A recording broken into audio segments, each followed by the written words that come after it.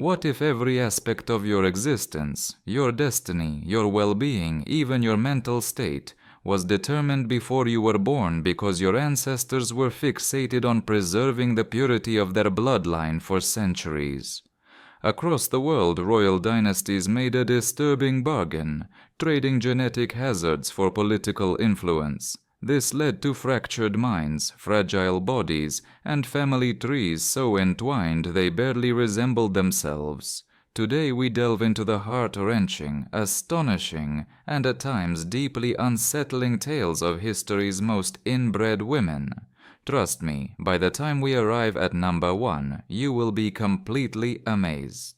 Starting off at number 10 is Elizabeth II of Spain, who reigned from 1833 until 1868. Her life was marked not by glitz but by the grim consequences of generations of close intermarriage. Born in 1830, Elizabeth's birth as a daughter was oddly celebrated after her father's prolonged and desperate desire for a male heir. However, the happiness was short-lived.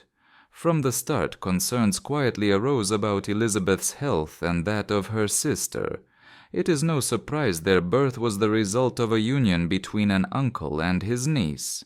It becomes more tangled as her grandparents on one side were also her great-grandparents on the other, creating a real maze of heritage. At only 16, Elizabeth was married to her double second cousin. She bore 11 children, but only 5 survived past infancy, and here the story becomes even more complicated. Many historians believe her husband fathered none of those surviving offspring. Their union was most likely strained by private and possibly unspoken realities concerning her husband's true identity. In the end, Elizabeth lost her crown, yet her legacy endures. It is a story deeply rooted in the hidden struggles of her family's genetic entwinements. At number 9, we encounter Mary Louise of Austria. She was born into one of Europe's most intricately interwoven royal lines.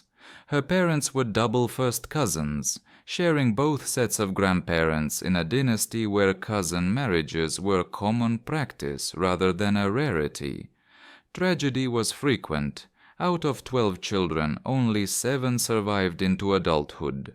The extent of genetic inbreeding within her ancestry is astonishing. Genetically, Mary Louise had only 4 unique great-grandparents, which is half the typical number. This level of genetic concentration is something that scientists nowadays observe only in highly secluded populations. At 18, Mary Louise was given in marriage to none other than Napoleon Bonaparte, her father's former adversary. This union was a political maneuver designed to foster peace and was a deliberate effort to secure a male heir. For Mary Louise, this also meant carrying the heavy burden of an empire on her young shoulders. Moving to number 8, we shift from royal courts to the harsh realities of a small town in America. Laura Walker's narrative shows that the consequences of severe inbreeding are not just a distant historical phenomenon, but continue to resonate in present times. The Whittaker family, featured in a famous documentary, became a significant example of the effects that arise from generations of isolation and close genetic relationships. Unchecked intermarriage often leads to troubling consequences. Laura Walker emerges as a haunting figure, recognized as one of the most genetically concentrated individuals in recent times. She is also the mother of Tommy Walker, who is frequently considered possibly the most genetically impacted person alive today. Their story is disturbing not for sensationalism, but because it shows this is not just royal history. It is a human tale that silently repeats itself in hidden parts of the world. Coming in at number 7 is Mary the Fair of Portugal, known by some as Mary the Pious, although others might find Mary the Troubled more accurate. Born in 1734, Mary's life was marked by increasing mental strain and a lineage filled with royal unions that were far too close for comfort.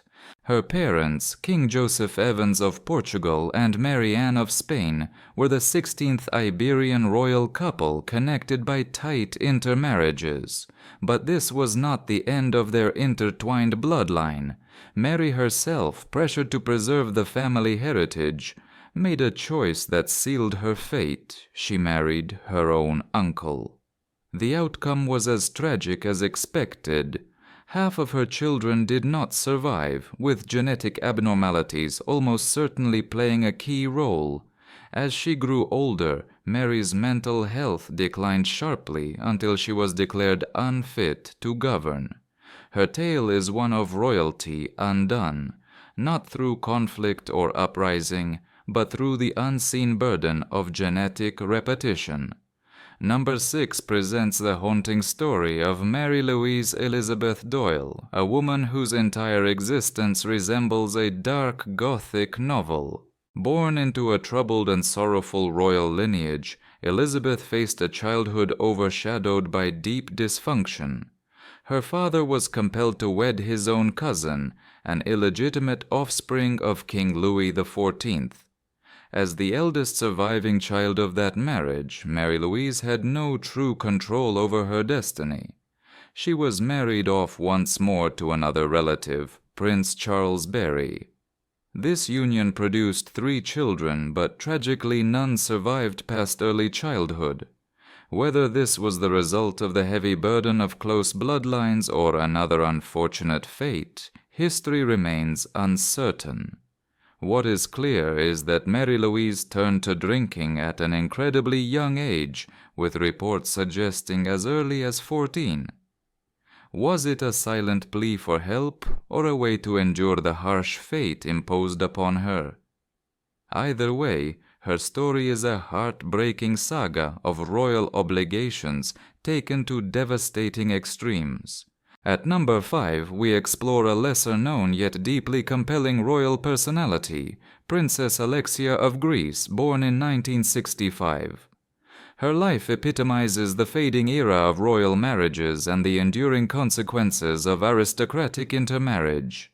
She and her 4 brothers and sisters were born from one of the final prominent unions between a reigning king and a royal princess.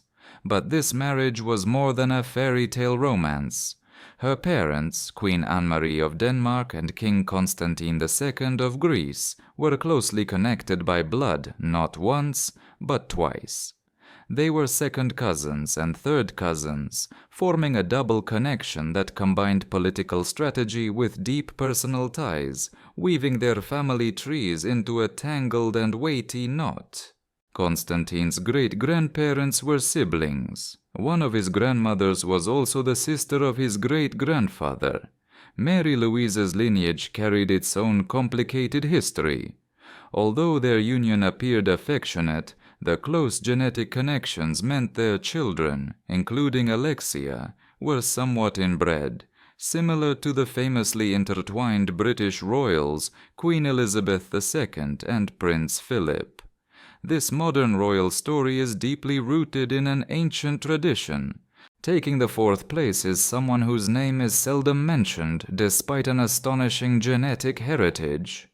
Mary Ann of Austria, a Habsburg, exceeded even her notorious uncle Prince Charles Barry in terms of inbreeding.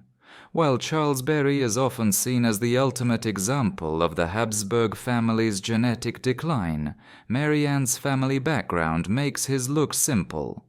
Her ancestry was not simply a tree but more like a dense, twisting vine filled with repeated names and multiple intermarriages. Some have described it as a genetic circle rather than a family line. The degree of her inbreeding was so extreme that her genetic similarity resembled that of a child born from 2 full siblings. Yet her story is frequently overlooked. History may have forgotten Mary Ann's name, but from a genetic perspective she was at the very peak of Habsburg inbreeding, a silent but unforgettable figure in this long and intricate saga. Going much further back in time, the 3rd position introduces us to 2 mysterious individuals who are not remembered by many. Identified only by the numbers, mummies 317A and 317B, never ruled, yet their preserved remains tell a story of ancient grief and genetic consequence. These two infant girls were probably stillborn daughters of none other than Pharaoh Tutankhamun and his spouse Anasaun, born approximately 1300 years before the Common Era. But here lies the eerie fact: Anasaun was not only Tutankhamun's queen, she was also his half-sister, as they shared the same father, thus continuing a long tradition of sibling marriage within Egypt's royal lineage. Tutum himself was the result of many generations of closely kept bloodlines. By the time his daughters were conceived, the genetic dangers had reached a catastrophic level. Their brief lives, marked by deformities and fragility, serve as chilling proof that even divine monarchs could not avoid the harsh outcomes of breeding within a narrow gene pool. Next, we shift from ancient monarchs and grand palaces to a recent and profoundly troubling case involving Kimberley cult. This is no royal saga, yet it shares some of the darkest consequences of unchecked inbreeding in modern times. Kimberley's story originates from Australia, where her family, known publicly under an alias, became the focus of one of the most shocking genetic and legal discoveries of the early 21st century. Living in severe isolation, the cult family engaged in multi-generational inbreeding, forming a closed community with minimal external genetic influence. When the truth was revealed, authorities stepped in, uncovering disturbing and profound results that cast a dark shadow over their existence. A tangled network that resulted in numerous police inquiries and detentions. Elizabeth, born into this setting, ranks among the most genetically affected individuals ever recorded. Her story is not about royal expectations or family pride, but serves as a contemporary case, illustrating how isolation and lack of supervision can lead to unimaginable human suffering. At the forefront stands Cleopatra, the second Philippator, a woman who more than anyone else symbolized the harsh reality of deliberate inbreeding to sustain political dominance. Disregard the romanticized portrayals of Cleopatra common in movies. This Cleopatra was no mythical character, but a clear representation of dynastic fixation. Although Egyptian by her reign, her ancestry was entirely Greek Macedonian, descending from the Ptolemaic dynasty that persistently practiced sibling and uncle-niece marriages to maintain an exclusive and pure authority. Cleopatra II's parents were siblings, her grandparents also siblings, and her own brothers and sisters wed one another before she eventually became the sole ruler. She stood as a living testament to the tactic of protecting bloodlines. She was influential, yet heavily burdened, with even her name borrowed from a rare Syrian princess being one of the scarce signs of any external blood entering the family lineage. Cleopatra II was not merely a royal figure. She represented the genetic peak of many generations of closely interwoven ancestry. And though she ruled from splendid courts to remote villages, her biology reflected the immense pressure of her family's deliberate aspirations. From shining crowns to distant seclusion, the quest for purity, authority, and heritage has transformed the narratives of these women into accounts of sorrow, endurance, and discovery. Their experiences show us how history is frequently influenced not only by political maneuvers or conflicts, but also by the unseen forces of genetics and lineage.